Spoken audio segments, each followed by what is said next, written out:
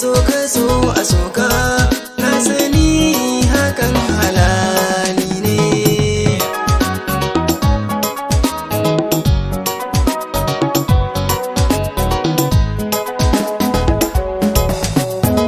Mun yi aure da 'yar baba, auren so ba na kiyayya ba, domin bani da komai idan haya muke ciki ku yo duba. Haka muke zama domin ba mai in ba Allah ba. Wata rana sai labari, wata na gari lamiri, za ya zama gaske dan komai yarda na Allah ne.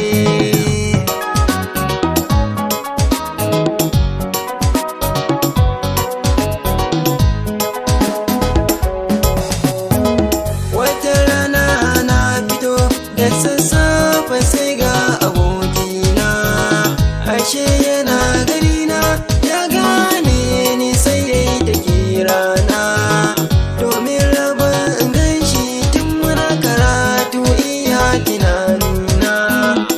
Sai ya ce shigo motar, ina shiga yake labarta kasuwanci yake yi, yanzu ma zai bar kasar nan ne.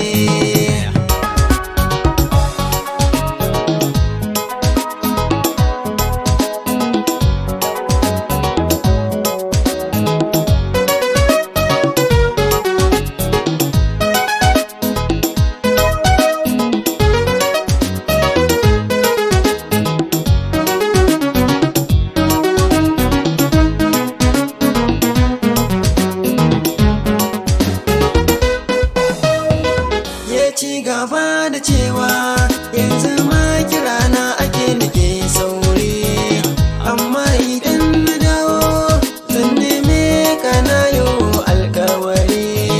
Ga wannan takardar ka je banki za su baka miliyan 100. Ban tsaya ko ina ba sai a gun 'yar baba, mun kira shi waya ne, godiya muka yi yayi kairi ne.